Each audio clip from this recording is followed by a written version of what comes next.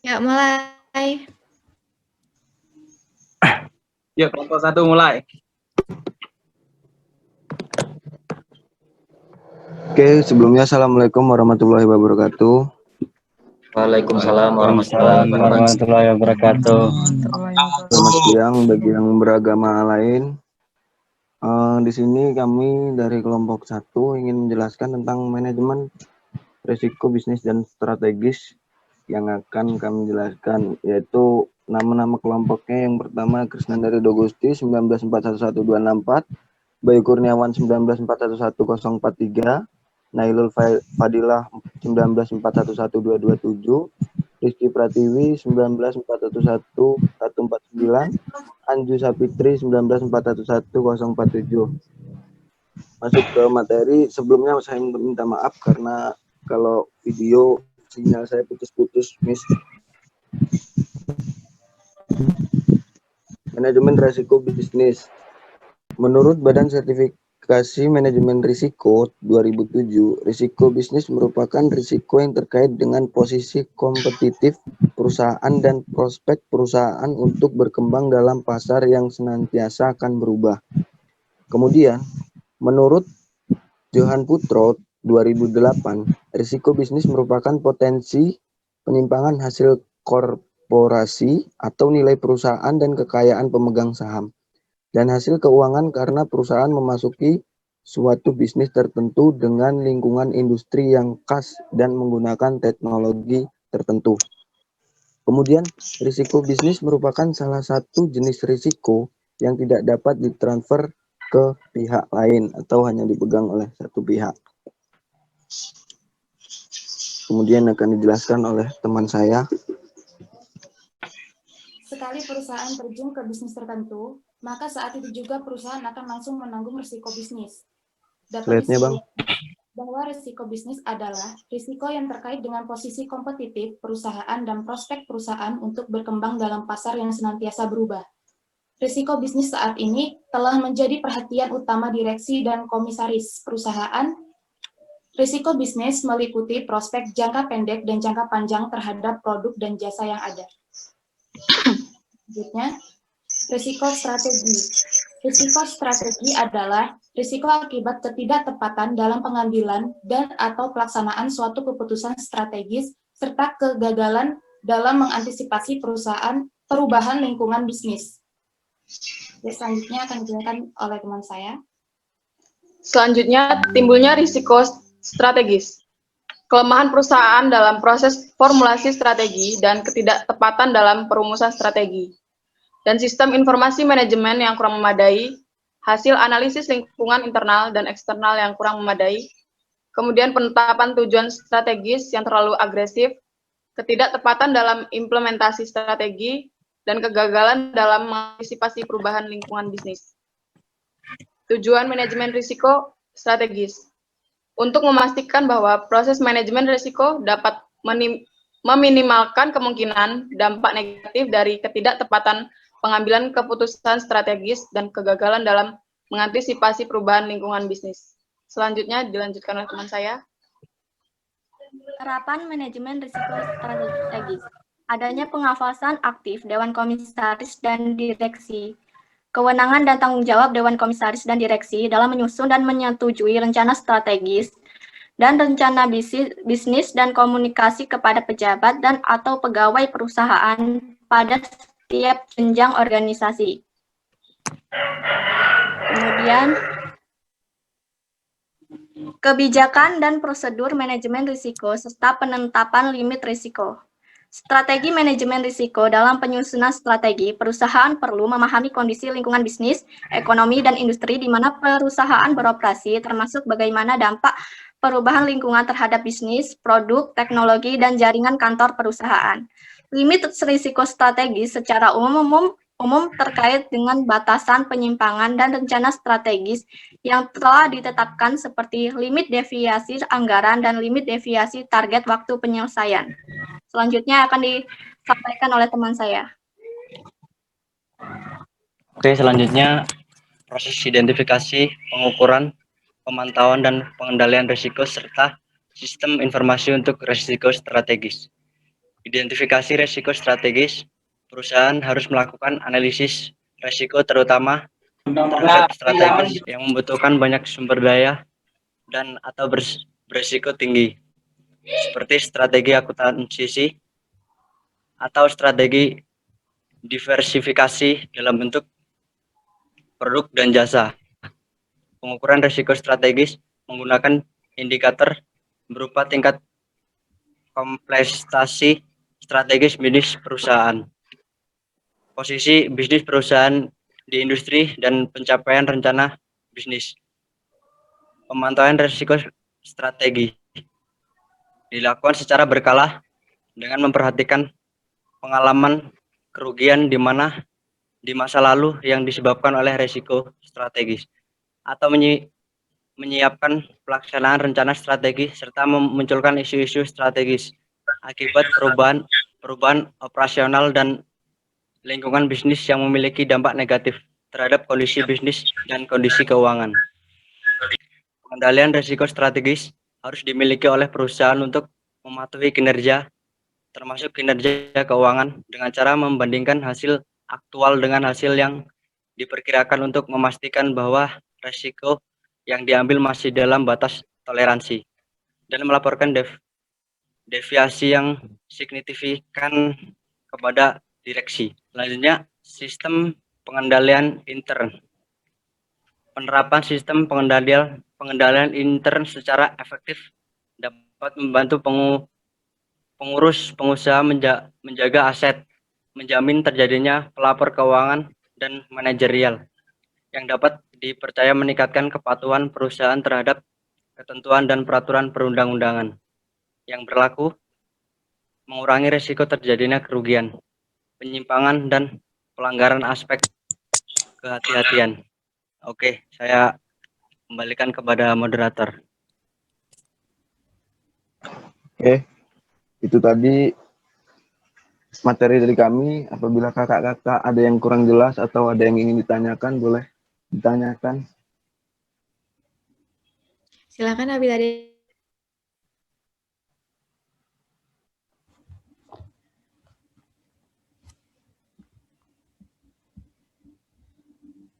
Yang mau bertanya silakan.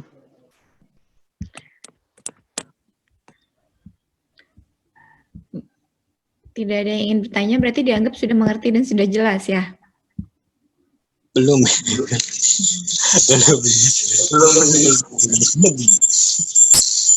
Yuk, mana yang belum mengerti dan belum jelas?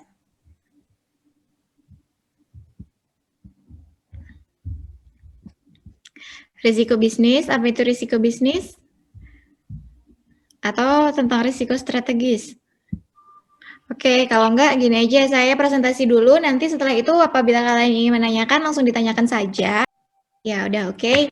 Kelihatan. Oke, di sini saya akan memulai untuk menjelaskan mengenai materi manajemen risiko bisnis dan strategis. Sama seperti yang teman-teman jelaskan, tapi mungkin saya akan lebih detail aja untuk menjelaskannya. Yuk, silakan next. Bentar, Miss. Nggak menggeser ini, Miss. Laptopnya agak error. Bentar.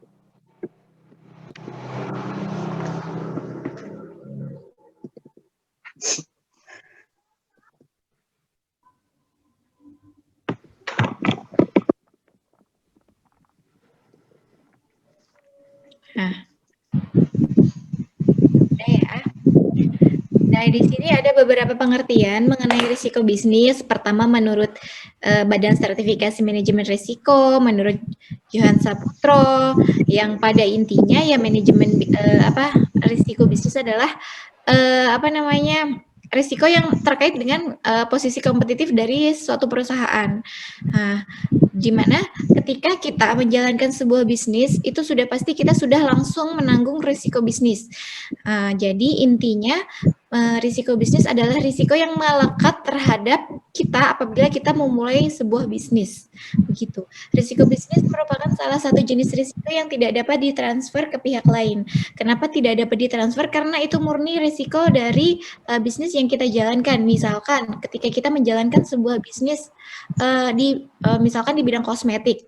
Ketika kita tidak mengetahui ketika kita tidak memahami, mengetahui bagaimana kapabilitas kita, kemudian bagaimana persaingan kita di pasar dan bagaimana keadaan industri kosmetik saat ini, kita langsung saja untuk mendirikan sebuah bisnis itu sudah pasti risikonya lebih besar daripada kita menjalankan sebuah bisnis di mana kita sudah mengetahui seluk-beluk dan seluk-beluk bisnis kita di industri tersebut, kemudian kita sudah memahami dan sudah memiliki kapabilitas yang cukup untuk menjalankan bisnis yang kita pilih tersebut. Nah, di sini semakin kita tidak menguasai tentang seluk-beluk bisnis yang kita jalankan, semakin besar pula risiko yang mungkin akan kita tanggung. Begitu. Nah, di sini sudah dijelaskan juga, sekali perusahaan terjun ke bisnis tertentu, maka saat itu juga perusahaan akan langsung menanggung risiko bisnis. Hal terpenting adalah bagaimana memastikan bahwa selera manajemen terhadap risiko tetap memenuhi prinsip semakin tinggi risiko, semakin tinggi ekspektasi hasil, high risk, high return. Jadi jangan sampai risikonya besar tapi ternyata mendatangkan hasil yang ternyata nggak sesuai, nggak sepadan dengan risikonya. Malah lebih bagus kalau misalkan risikonya bisa kita risikonya kecil, tapi dapat menghasilkan ekspektasi hasil yang tinggi begitu. Nah, kemudian dapat disimpulkan juga bahwa risiko bisnis adalah risiko yang terkait dengan posisi kompetitif sebuah perusahaan dan prospek perusahaan untuk berkembang dalam pasar yang senantiasa berubah. Risiko bisnis saat ini telah menjadi perhatian utama direksi dan komisaris perusahaan. Nah, kenapa seperti itu? Karena pada dasarnya ternyata pengalaman-pengalaman sebelumnya itu banyak perusahaan-perusahaan yang mengesampingkan atau tidak menganggap penting, menganggap remeh manajemen risiko, sehingga kemudian perusahaannya itu tidak siap menghadapi risiko-risiko yang menimpa perusahaannya. Pada akhirnya ya perusahaannya tidak dapat berjalan dengan baik atau malah bisa bangkrut begitu. Slide selanjutnya. Nah, di sini sektor usaha dan risiko bisnis. Jadi, setiap usaha itu memiliki risiko bisnisnya masing-masing ya. Risiko yang ditanggung oleh usaha pertanian ya belum tentu sama dengan risiko yang ditanggung oleh usaha pertambangan. Risiko yang ditanggung oleh usaha perikanan ya belum tentu sama dengan risiko yang ditanggung oleh usaha misalkan pabrik atau di industri-industri kreatif dan sebagainya gitu. Jadi kunci kesuksesan menghadapi risiko adalah adanya pengendalian dan sikap kehati-hatian dalam berusaha.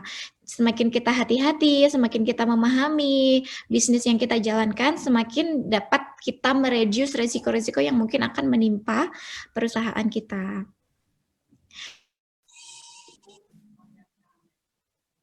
Pengusaha disarankan untuk memiliki referensi dan pengalaman sebanyak mungkin. Referensi bisa didapat dari rencana bisnis perusahaan sehingga kegagalan dalam berbisnis dapat diminimalkan. Aspek anggaran misalkan prediksi penjualan dan keuntungan, prediksi masa penurunan penjualan. Jadi ketika kita membangun sebuah bisnis kita sudah memprediksi nih dari awal kira-kira penjualan kita ini nih bisa nyampe berapa ya, kemudian keuntungannya berapa. Terus kira-kira kita akan mengalami penurunan penjualan ini saat apa ya, momen-momen seperti itulah yang akan kita analisis, kemudian nanti akan kita mitigasi untuk penanganan lebih lanjut sehingga apabila terjadi risiko-risiko tersebut kita sudah siap dan siap dengan penanggulangannya. Nah, sedangkan di sini disebutkan bahwa ternyata faktor pengalaman akan didapat dalam jangka panjang. Yang penting semua pelaku usaha itu harus mampu dan fokus dalam usahanya. Nah, jadi biasanya memang pengalaman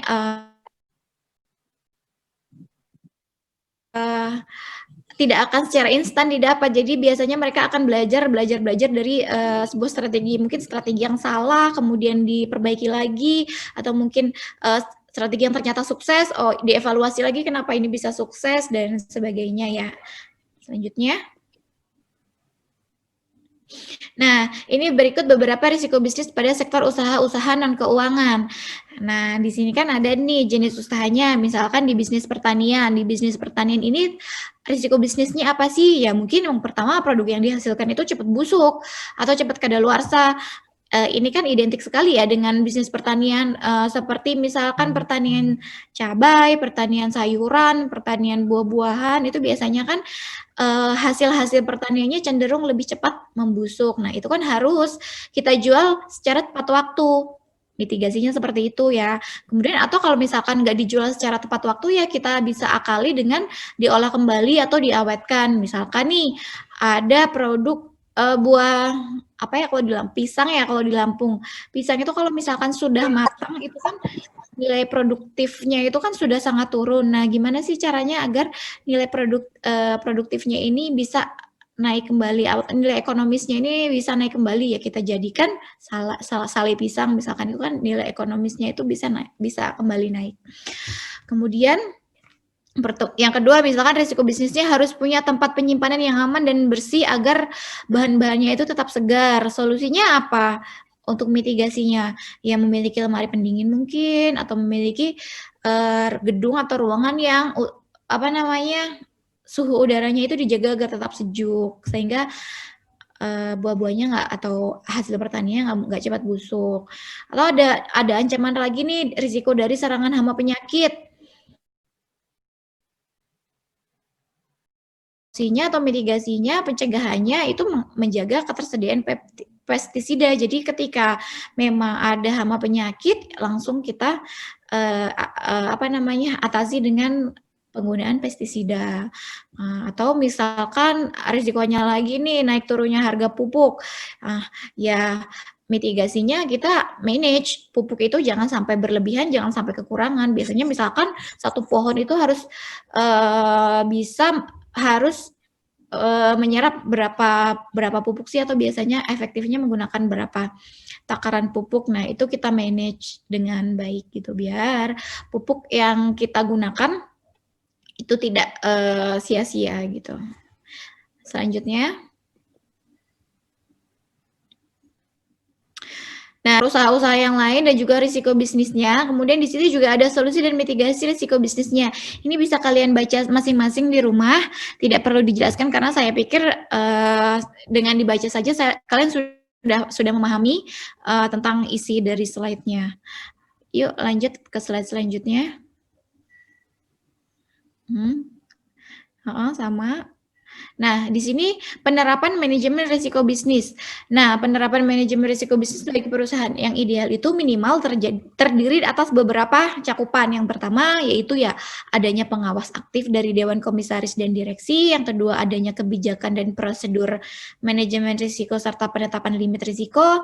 Yang ketiga adanya proses identifikasi, pengukuran, pemantauan, dan pengendalian risiko serta sistem informasi untuk risiko bisnis.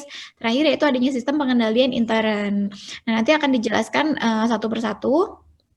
Nah, apa sih kewenangan dan tanggung jawab Dewan Direksi dan juga Komisaris?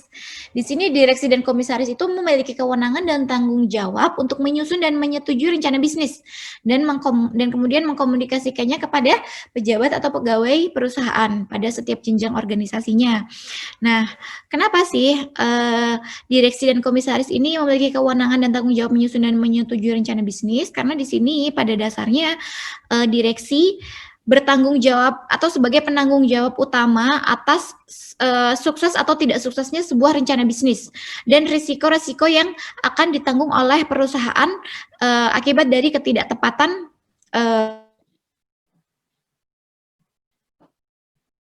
Nah, ketika sebuah rencana bisnis mungkin dianggap terlalu beresiko dan ternyata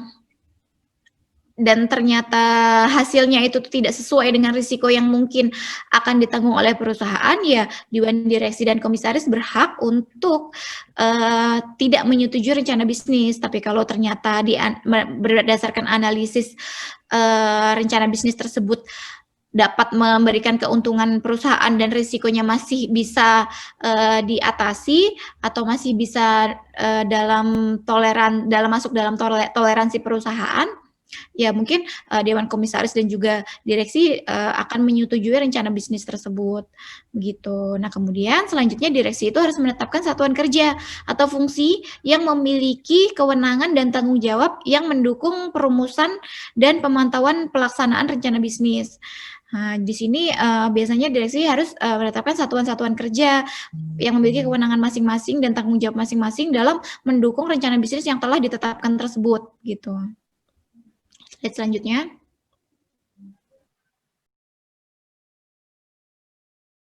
Memastikan bahwa manajemen risiko bisnis ini telah diterapkan secara efektif dan konsisten pada seluruh level operasional terkait di bawahnya. Jadi, ya tanggung jawab direksi ini memastikan bahwa bawahan-bawahannya ini sudah menerapkan manajemen risiko bisnis dengan baik agar rencana bisnis ini bisa berjalan dengan baik, begitu. Dan mitigasi-mitigasi dalam menghadapi risiko bisnis itu juga bisa siap atau bisa baik diterapkan di dalam sebuah perusahaan. Selanjutnya, untuk sumber daya manusia, di sini perusahaan harus menerapkan sanksi secara konsisten kepada pejabat dan pegawai yang terbukti melakukan penyimpangan dan pelanggaran terhadap ketentuan ekstern dan intern serta kode etik internal perusahaan. Maksudnya di sini untuk memitigasi risiko-risiko di mana intern perusahaan atau orang-orang di dalam sebuah perusahaan ini melakukan kerja di luar SOP dan sebagainya. Jadi perusahaan harus memastikan bahwa SOP itu harus dijalankan dengan baik dan memberikan sanksi secara tegas kepada SDM di dalam perusahaan itu apabila SDM itu melanggar SOP yang telah ditentukan. Kenapa? Karena agar risiko-risiko bisnis secara intern itu bisa dimitigasi dengan baik, begitu, untuk meminimalisir terjadinya risiko-risiko misalkan kecurangan karyawan atau misalkan kinerja karyawan yang mungkin tidak efektif sehingga menghambat proses berjalannya sebuah rencana bisnis dan sebagainya. Selanjutnya. Nah, di sini organisasi manajemen risiko bisnis. Jadi seluruh unit bisnis dan unit pendukung bertanggung jawab membantu direksi menyusun perencanaan dan implementasi rencana bisnis. Jadi sukses dan tidak suksesnya rencana bisnis sebenarnya bukan tanggung jawab seluruhnya oleh direksi, tapi merupakan tanggung jawab seluruh komponen di dalam satu perusahaan. Namun memang mungkin tanggung jawab utamanya itu ada di direksi. Jadi tetap ya, seluruh unit bisnis dan unit pendukung dalam perusahaan itu harus dapat membantu merencanakan dan mengimplementasi sukses, begitu. Selanjutnya. Di sini yang tadi awal-awal ya, kebijakan, prosedur, dan penetapan limit. Nah, strategi manajemen risiko ini dalam menyusun rencana bisnis ini, perusahaan wajib memahami kondisi lingkungan bisnis, ekonomi, dan industri di mana perusahaan beroperasi, termasuk bagaimana dampak perubahan lingkungan terhadap bisnis, produk, teknologi, dan jaringan kantor perusahaan. Misalkan saja pada saat ini, sebuah perusahaan kenapa harus memahami lingkungan bisnisnya dan bagaimana posisinya? Istilahnya begini, ketika pada masa pandemi saat ini, kira-kira perusahaan itu kalau mendirikan sebuah usaha yang di mana usahanya tersebut memerlukan kerumunan orang banyak, misalkan mungkin mall, bioskop, dan sebagainya, kira-kira itu akan efektif tidak ya untuk dijalankan pada saat pandemik seperti ini? Kan tidak. Berarti apa? Kalau misalkan dia jalankan pada saat ini usaha tersebut, ya risikonya akan sangat besar. Perusahaan mungkin akan sangat merugi, begitu. Nah, begitu dengan memahami seperti itu berarti kan kita tidak bisa menjalankan sebuah rencana bisnis yang seperti ini karena kondisi ekonomi dan kondisi politik saat ini sedang tidak mendukung. Jadi kita menjalankan rencana bisnis yang lain di mana rencana bisnis kita ini bisa bisa diterima oleh masyarakat walaupun pada saat pandemik misalkan ketika awalnya sebuah perusahaan meluncurkan produk-produk kosmetik yang mungkin laris banget di pasaran, tapi ketika pandemik mulai kita rasakan ada pengurangan penghasilan mungkin, ada karena mungkin masyarakat jarang keluar jadi jarang pakai make up dan segala macam, mungkin ada penurunan penjualan. Di situ perusahaan harus menetapkan strategi rencana bisnis yang lain, yaitu memberikan produk-produk yang mungkin akan diterima masyarakat saat pandemi. Seperti apa sih? Memproduksi masker, memproduksi hand sanitizer, atau memproduksi hand cream yang mungkin mengandung antibakterial dan segala macam. Nah, saya rasa kalau misalkan sebuah perusahaan mampu atau misalkan cepat dalam menangkap kebutuhan pasar, perusahaan tersebut akan dapat meminimalisir risiko terjadinya kerugian gitu. Kemudian yang kedua yaitu mengenai kebijakan dan prosedur. Perusahaan harus memiliki kebijakan dan prosedur untuk menyusun dan menyetujui rencana bisnis. Nah, di sini kenapa sih butuh kebijakan-kebijakan dan prosedur agar menjalankan rencana bisnis tersebut itu dapat tertata secara baik, kemudian dapat diterapkan dengan baik untuk memitigasi risiko-risiko adanya penyimpangan di dalam pelaksanaan rencana bisnis begitu. Itu tidak menyimpang jauh dari ekspektasinya, realisasinya jangan sampai menyimpang jauh dari ekspektasinya. Kemudian limit risiko itu kita bisa mentoleransi resiko itu sampai seberapa besar sih gitu ya. Jadi misal target waktu penyelesaian sebuah proyek itu berapa bulan? 3 bulan. Nah, kita bisa toleransi penyelesaiannya sampai berapa bulan? Apakah sampai 4 bulan atau sampai 5 bulan begitu yang dimaksud dengan limitnya. Selanjutnya.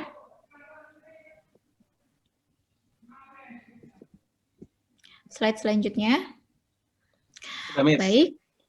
Di sini proses identifikasi, pengukuran, pemantauan, dan pengendalian risiko, serta sistem informasi untuk risiko bisnis. Identifikasi risiko bisnis itu perusahaan ya harus mampu dong mengidentifikasi dan mengelompokkan deviasi atau penyimpangan sebagai akibat tidak terrealisasinya atau tidak efektifnya pelaksanaan rencana bisnis yang telah ditetapkan, terutama yang berdampak signifikan terhadap permodalan perusahaan. Ya, identifikasi dong risiko-risiko apa saja nih yang kira-kira akan ditanggung oleh perusahaan kita. Seperti yang tadi ya, ketika di sektor pertanian ya risiko-risikonya mungkin ya akan seperti kurang pupuk lah, adanya hama dan segala macam.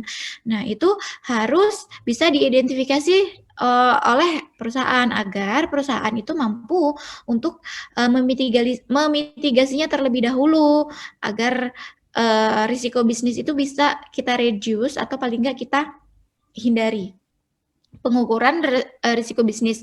Jadi setelah melakukan identifikasi, kita melakukan pengukuran seberapa besar sih risikonya, kemudian masuk ke ini dalam toleransi kita enggak sih begitu ya. Kita pakainya degree of operating leverage atau kita singkat menjadi DOL. Jadi DOL ini adalah rasio perubahan laba. Slide selanjutnya. Nah, di sini ada rumus degree of operating leverage atau DOL ya. Rumusnya ini sebenarnya ada beberapa, cuman ini salah satu rumusnya saja. DOL itu EBIT setelah perubahan dikurangi EBIT sebelum perubahan dibagi EBIT sebelum perubahan. EBIT ini laba operasi ya, atau kalau misalkan kepanjangannya itu earning before interest and tax. Jadi penghasilan perusahaan sebelum dipotong oleh bunga dan juga pajak. Nah, dibagi penjualan setelah terjadinya perubahan, dikurangi penjualan sebelum terjadinya perubahan, dibagi penjualan sebelum terjadinya perubahan. Nanti akan ada contoh soalnya. Yuk, lanjut.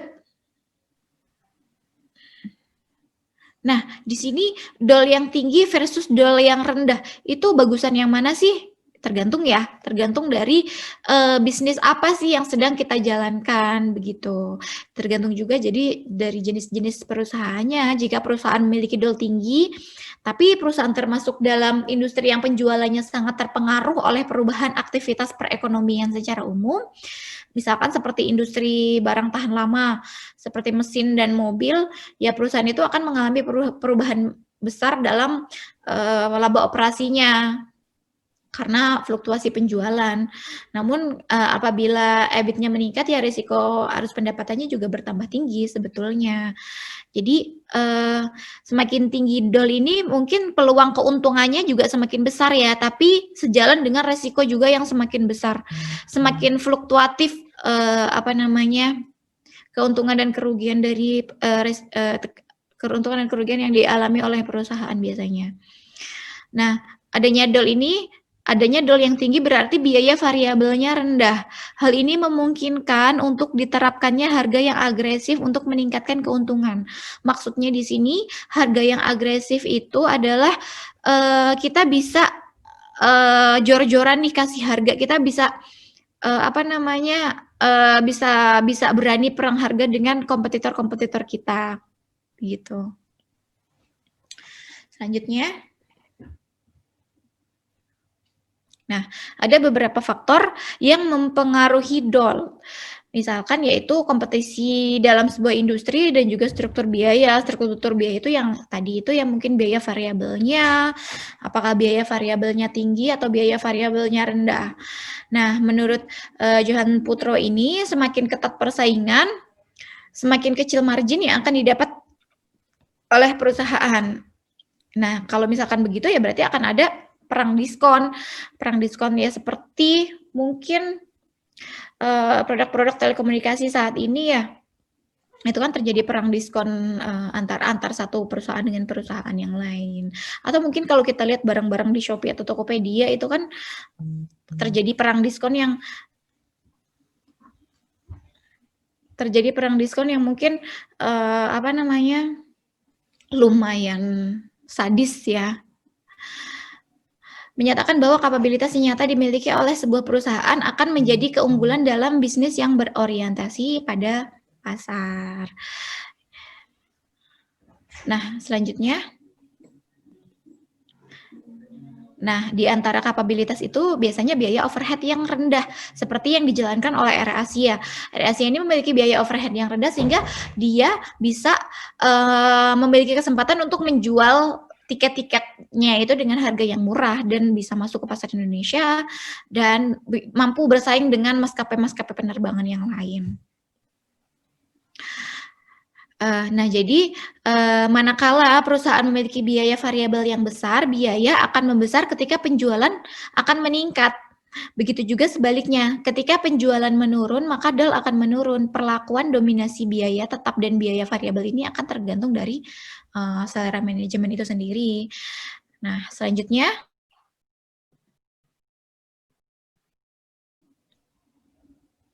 Nah, ini faktor yang mempengaruhi degree of operating leverage tadi ya, struktur biaya dan juga tingkat kompetisi industri. Yuk, selanjutnya. Nah, lanjut ke pemantauan risiko bisnis. Perusahaan wajib memantau dan mengendalikan pengembangan implementasi rencana bisnis berkala. Pemantauan dilakukan antara lain dengan memperhatikan pengalaman kerugian masa lalu yang disebabkan oleh risiko bisnis atau penyimpangan pelaksanaan rencana bisnis. Jadi berkaca dari masa lalu, misalkan kegagalan sebuah rencana bisnis itu akibat apa sih? Penyimpangannya itu tuh akibat apa sih? Nah, perusahaan harus belajar dari hal-hal tersebut agar memitigasi kegagalan-kegagalan tersebut. Nah, isu-isu yang timbul akibat perubahan operasional dan lingkungan bisnis yang memiliki dampak negatif terhadap kondisi bisnis atau kondisi keuangan perusahaan wajib dilaporkan kepada Dewan Direksi secara tepat waktu disertai analisis dampak terhadap risiko bisnis. Kenapa harus tepat waktu? Karena kondisi bisnis ini cepat berubah, jadi apabila tidak disampaikan secara tepat waktu nanti akan memperbesar risiko bisnis yang akan dihadapi oleh perusahaan. Selanjutnya setelah pemantauan yaitu melakukan pengendalian risiko bisnis. Perusahaan harus memiliki sistem dan pengendalian untuk memantau kinerja, termasuk kinerja keuangan. Caranya bagaimana sih memantau kinerja keuangan? Yaitu membandingkan antara hasil aktual dengan hasil yang diharapkan. Misalkan ekspektasi hasil kita itu tahun ini itu 200 miliar. Ternyata hasil aktualnya itu berapa? Nggak sampai 200 miliar. Kita harus mengevaluasi kenapa bisa seperti itu, begitu. Selanjutnya, sistem pengendalian risiko tersebut harus disetujui dan ditinjau secara berkala oleh Dewan Direksi untuk memastikan bahwa kesesuaiannya itu dapat dijalankan secara berkelanjutan. Yuk, selanjutnya. Sistem informasi manajemen risiko bisnis. Perusahaan harus mampu memastikan bahwa sistem informasi manajemen yang dimiliki oleh perusahaan itu telah memadai dalam rangka mendukung proses perencanaan dan pengambilan keputusan bisnis. Nah, di sini jangan sampai adanya sebuah sistem informasi di mana sistem informasi tersebut malah menghambat proses bisnis atau rencana bisnis. Nah, itu akan lebih memberikan perusahaan risiko yang jauh lebih tinggi daripada apabila perusahaan itu telah menerapkan sebuah sistem informasi yang sudah terstruktur dan baik dan bisa dijalankan dan diterapkan dengan baik oleh seluruh komponen-komponen di dalam perusahaan. Karena ketika ada miskomunikasi dalam sistem informasi bisnis itu akan sangat berdampak dan berpengaruh terhadap performa dari sebuah perusahaan itu atau performa dari rencana bisnis yang telah ditetapkan. Nah, ketika terjadi hal tersebut ya berarti ancaman kerugian akan semakin tinggi juga untuk perusahaan itu, gitu ya. Sistem pengendalian internnya yaitu penerapan sistem pengendalian intern secara efektif dapat membantu pengurus perusahaan untuk menjaga asetnya, menjamin tersedianya laporan keuangan, kemudian manajerial yang dapat dipercaya, meningkatkan kepatuhan perusahaan terhadap ketentuan dan peraturan perundang-undangan atau SOP yang mungkin yang harus ditaati oleh seluruh komponen perusahaan, seluruh SDM yang ada di dalam perusahaan. Untuk apa? Agar proses operasional di dalam sebuah perusahaan itu mampu berjalan secara teratur dan secara baik. Hal tersebut untuk memitigasi risiko-risiko bisnis adanya ketidakpatuhan intern atau misalkan adanya kerusakan di dalam intern perusahaan yang mengakibatkan rencana bisnis ini tidak berjalan dengan baik begitu. Selanjutnya, nah ini tadi contoh soal DOL ya, yang sebelumnya tadi yang rumusnya EBIT tahun setelah perubahan dikurangi EBIT sebelum tahun perubahan dibagi EBIT sebelum tahun perubahan, kemudian dibagi lagi oleh penjualan setelah tahun perubahan dikurangi penjualan sebelum tahun perubahan dan dibagi penjualan sebelum tahun perubahan. Di sini kan penjualan dan laba operasional. Nih, proyeksi tahun 2017 ini PT Rania ini anggaran penjualan dan laba operasionalnya bila asumsi terpenuhi, maka perusahaan akan mencapai penjualan 200 miliar dan laba 20 miliar.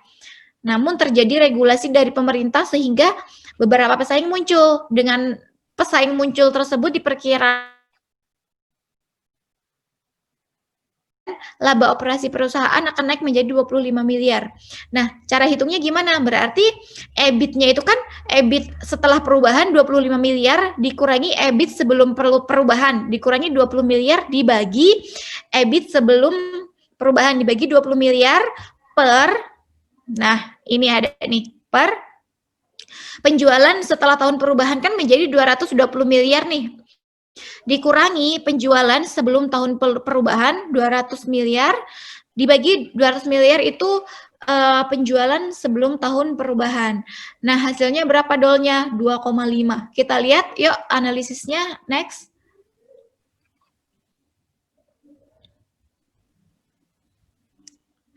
Nah, di sini DOL 2,5 ini menunjukkan bahwa setiap ada kenaikan 1% saja dari penjualan akan menyebabkan kenaikan laba operasi sebesar 2,5%. Jika turun 1%, maka laba operasi juga akan turun 2,5%. Kalian bayangkan ketika ternyata penjualannya naik, ya berarti laba kalian juga akan naik, dan naiknya itu 2,5%, itu cukup tinggi. Kemudian apabila ada penurunan penjualan 1% saja, ya laba kalian juga akan turun sebesar 2,5%. Nah, ini kan fluktuasinya kan cukup tinggi ya. Jadi resiko yang kalian terima juga cukup tinggi karena deviasinya ini tinggi. Ya, mungkin keuntungannya akan tinggi tapi resiko kerugiannya juga akan tinggi. Ketika 1% saja naik penjualan, keuntungannya akan naik juga sebesar 2,5%. Tapi ketika 1% saja penjualan itu turun, ya perusahaan akan bakal merugi sebesar 2,5% begitu. Yuk selanjutnya.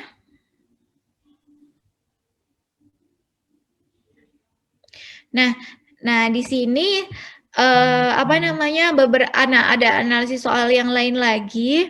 Hitunglah EBIT pada penjualan 10.000 unit. Sama saja sebenarnya menghitungnya seperti yang tadi juga. Cuma di sini kan di sini hanya ada penjualan 10.000 unit dengan harga per unitnya 7.000. Jadi nanti kita hitung EBIT-nya itu adalah 10.000 dikali 7.000 per unit dengan biaya tetap sebesar 20 juta. Ini sudah ada penjelasannya di slide selanjutnya.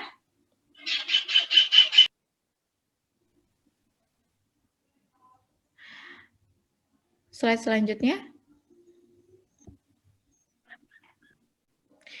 Nah, di sini berarti di sini kan penjualannya itu penjualannya 10.000 dikali 7.000. Nah, berarti ada hasil penjualannya belum dikurang apa-apa ini 70.000, kemudian dikurangi biaya variabelnya. Biaya variabelnya berapa? 40.000. Kita dapat EBIT-nya berapa nih? 70.000 dikurangi 40.000. Biaya, tapi dikurangi juga nih ada biaya tetapnya juga 20.000. EBIT-nya berapa? 20 juta. EBIT-nya berapa? 10 juta. Jadi untuk sales-nya 10.000 dikali 7.000 itu menghasilkan total penjualan sebesar 70 juta. Kemudian biaya variabelnya berapa? Per piecesnya. Per piecesnya itu biaya variabelnya itu Rp4.000. Dikali dong berapa jumlah unit yang terjual? 10.000. 40 juta lah hasilnya. Nah, untuk mencari EBIT bagaimana? EBIT itu kan laba operasi. Earning before interest and tax.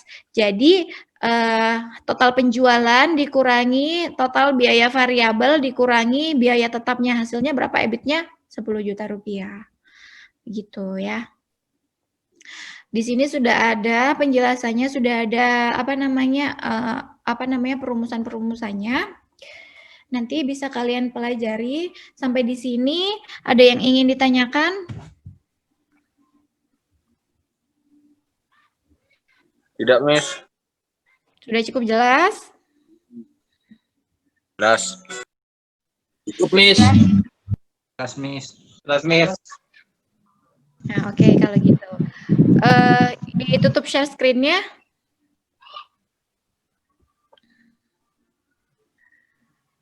Nah, kita absen dulu ya. Boleh di-capture? Ya, Miss. Sebentar, Miss.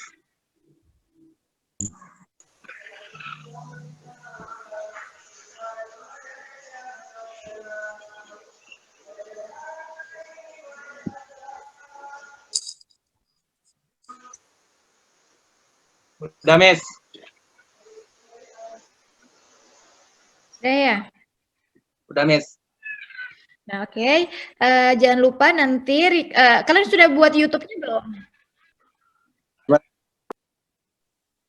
YouTube-nya udah buat belum?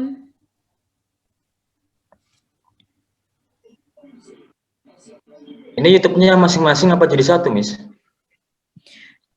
Terserah sih, terserah. Kalau mau masing-masing nggak apa-apa. Asal nanti linknya di-share ke saya, biar saya share linknya di Spada. Jadi kalian bisa... Mending jadi satu loh, Dit. Kayaknya jadiin satu aja biar praktis. Ya, jadi satu aja, Miss. Nah, itu. Berarti Kalau jadi satu, berarti kalian buat Berarti YouTube ada aja. adminnya nih. Jadi nanti biar terstruktur dari pertemuan pertama sampai pertemuan akhir ada di situ semua materinya. Miss, benar. Ya benar, Miss. Oke. Ya. Oke. Oke. Jangan lupa nanti di-upload ke Instagram untuk absennya. Videonya juga jangan lupa untuk di-upload. Setelah itu kalian share linknya di grup kelas. Mungkin sampai segini dulu pertemuan kita. Oh iya, kalau ada pertanyaan, saya harap ada pertanyaan langsung ke Spada ya. Nanti akan kita diskusikan di situ. Baik pertanyaan Baik, untuk Miss. saya atau pertanyaan untuk Siap, Miss. presentatornya. Nah, untuk pertemuan selanjutnya diharapkan lebih siap lagi ya. Kalau misalkan mau simulasi dulu boleh untuk menghindari hal-hal seperti tadi itu ya. Baik, Miss. Baik, Miss. Sekian kita akhiri dulu pertemuan kali ini. Kurang lebihnya saya mohon maaf. Wassalamualaikum warahmatullahi wabarakatuh. Waalaikumsalam warahmatullahi wabarakatuh. Wabarakatuh.